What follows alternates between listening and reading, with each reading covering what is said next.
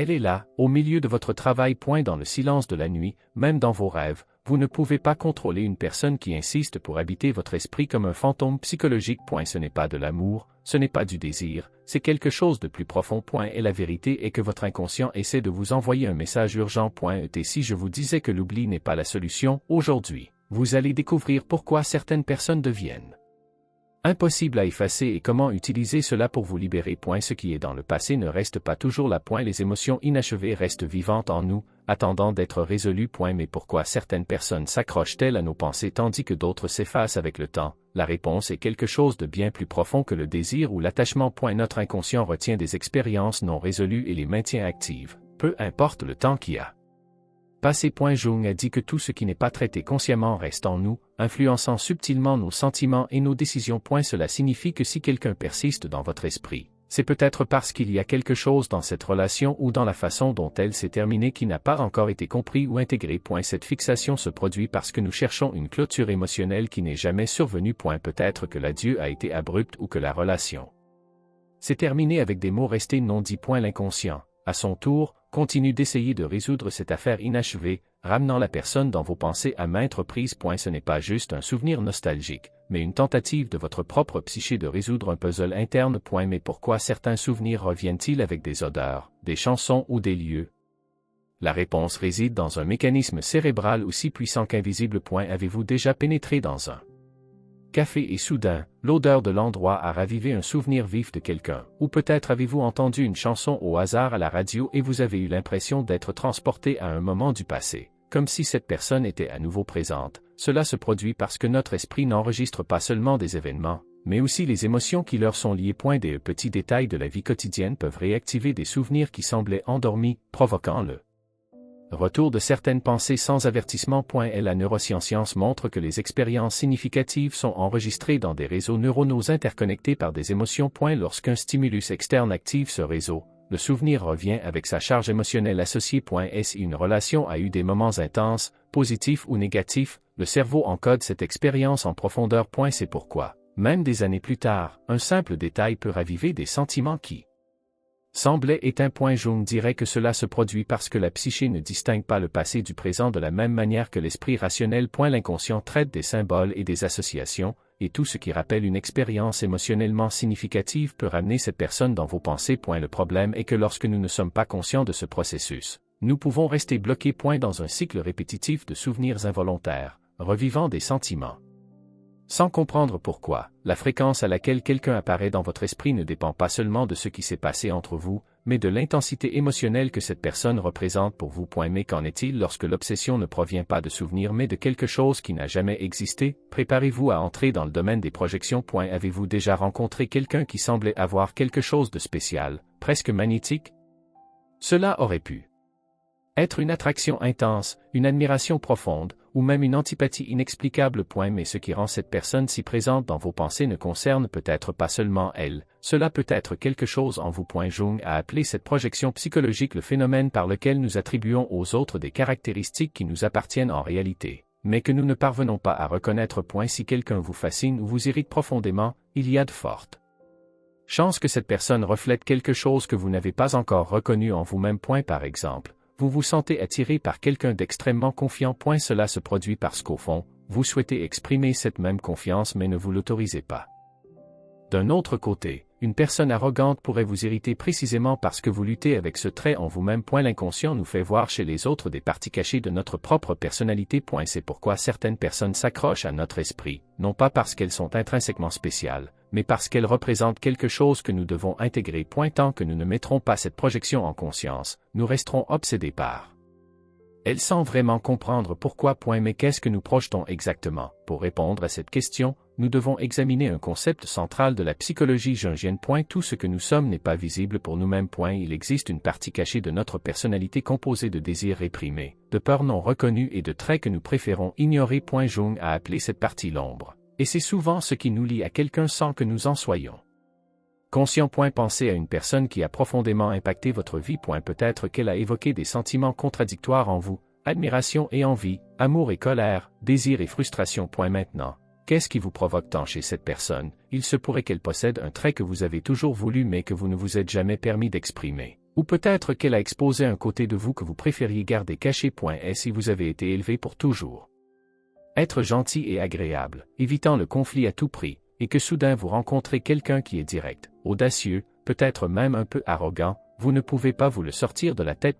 Au fond, ce n'est pas nécessairement cette personne qui vous fascine, mais ce qu'elle représente, la liberté de dire ce qu'elle pense sans crainte de jugement. Cette obsession ne concerne pas l'autre personne, mais une partie de vous-même qui souhaite être reconnue. Lorsque quelqu'un domine vos pensées, c'est souvent parce qu'il vous montre un fragment de vous-même. De votre propre ombre, quelque chose qui, si vous aviez le courage de l'affronter, pourrait devenir une source de croissance plutôt que de tourment. Mais ce n'est pas seulement l'esprit qui garde cette personne vivante. Votre cerveau a des addictions chimiques qui compliquent tout. Ce n'est pas seulement la psychologie qui explique pourquoi quelqu'un reste bloqué dans votre esprit.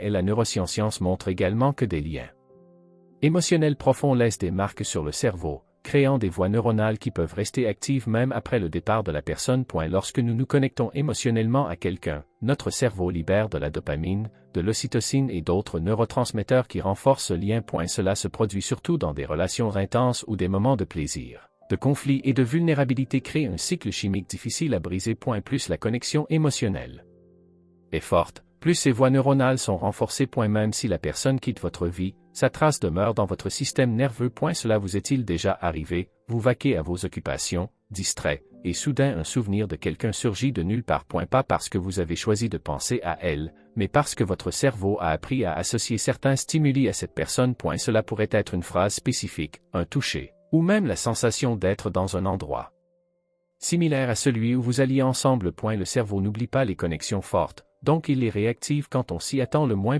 C'est pourquoi certaines personnes semblent imprimées en nous. Ce n'est pas seulement émotionnel, mais aussi biologique. Cependant, il y a quelque chose d'encore plus mystérieux à propos de cette fixation. Avez-vous déjà pensé à quelqu'un et soudain, il vous envoie un message, ou après une longue période sans contact, vous entendez son nom dans une conversation aléatoire ou vous tombez sur elle dans la rue? Parfois, ces événements semblent des coïncidences absurdes, mais Jung y voyait quelque chose de bien plus profond, la synchronicité.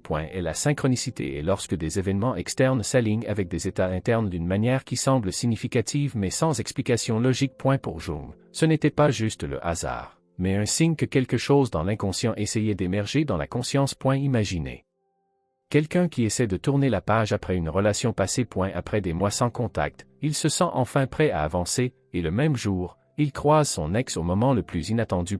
Où, en essayant d'oublier quelqu'un, il commence à voir le nom de cette personne sur des panneaux de signalisation, dans des chansons et dans des films. Est-ce juste le cerveau qui remarque des motifs aléatoires, ou y a-t-il un sens derrière cela? Dans la psychologie jungienne, ces événements peuvent indiquer qu'il y a un aspect émotionnel non résolu ou une leçon qui reste à apprendre. Le monde extérieur, d'une certaine manière, reflète le contenu interne de notre psyché. A eu lieu d'ignorer ces coïncidences. La meilleure approche est de se demander, que représente cette personne pour moi? Qu'est-ce que je n'ai pas encore compris sur cette connexion? Mais la réponse à cette question peut aller encore plus loin. Certaines personnes ne sont pas les individus dans nos vies représentent des figures symboliques qui parlent directement à notre psyché. Certaines personnes entrent dans nos vies et laissent une empreinte d'une manière qui va au-delà de la logique. Elles semblent porter un sens plus grand, comme si elles jouaient un rôle spécifique dans notre histoire. Pour les jeunes, cela se produit parce que ces individus peuvent représenter des archétypes, des figures universelles qui vivent dans l'inconscient collectif et façonnent notre psyché. Imaginez quelqu'un qui a toujours cherché la sécurité et la stabilité mais tombe amoureux d'une personne libre, imprévisible et incontrôlable. Cet individu peut projeter l'archétype de l'explorateur, celui qui défie les limites et apporte l'appel de l'inconnu. Ou quelqu'un qui ressent une connexion inexplicable avec un enseignant ou un mentor peut répondre à l'archétype du sage, une figure qui représente la connaissance et l'orientation. Ces connexions ne concernent pas toujours l'autre personne, mais ce qu'elles éveillent en nous. Lorsque quelqu'un occupe un espace excessif dans votre esprit, cela peut être parce qu'il représente une partie de votre propre parcours intérieur, un aspect qui doit être compris, accepté ou intégré. Mais comprendre cela ne suffit pas. Vous devez savoir comment y faire face. Savoir consciemment qu'une personne est bloquée dans votre esprit pour des raisons psychologiques et symboliques est une étape importante. Mais comment vous libérer réellement de cette fixation? La réponse n'est pas de réprimer les pensées ou de vous forcer à les oublier. Cela ne fait que renforcer l'obsession. La clé est d'intégrer ce que cette personne représente pour vous. Demandez-vous, qu'est-ce qui m'attire ou me dérange tant chez cette personne? Qu'est-ce qu'elle éveille en moi que je n'ai pas encore accepté ou développé?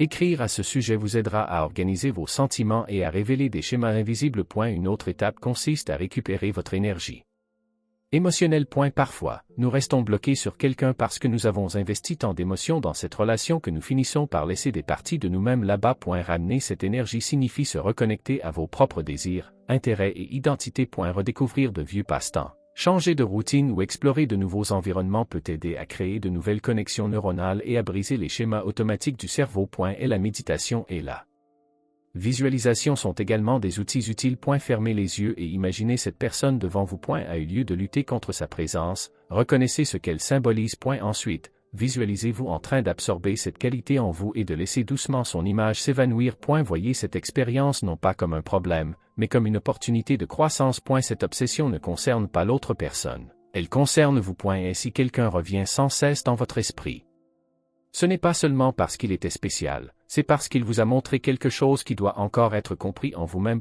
Au lieu de demander « Pourquoi ne puis-je pas oublier cette personne ?», essayez de reformuler la question « Que cette connexion essaie-t-elle de m'apprendre ?» Avez-vous déjà pensé que ce que vous admirez chez quelqu'un d'autre pourrait être un potentiel inexploré en vous-même, ou que ce qui vous irrite pourrait être un trait de vous que vous n'avez pas encore accepté? Jung a dit que tout ce qui nous affecte intensément chez les autres est, d'une certaine manière, un reflet de nous-mêmes. Si quelqu'un a laissé une telle empreinte sur vous, c'est parce que, d'une certaine manière, il était un miroir. En fin de compte, certaines personnes entrent dans nos vies non pas pour rester, mais pour nous montrer qui nous sommes vraiment. Tout ce qui nous lie émotionnellement a des racines dans la projection inconsciente, des déclencheurs émotionnels. L'ombre et les archétypes ne sont pas seulement des concepts théoriques, mais des forces actives qui façonnent nos relations et notre perception des autres. Et puis un jour, sans effort, vous réalisez que l'obsession a perdu son pouvoir.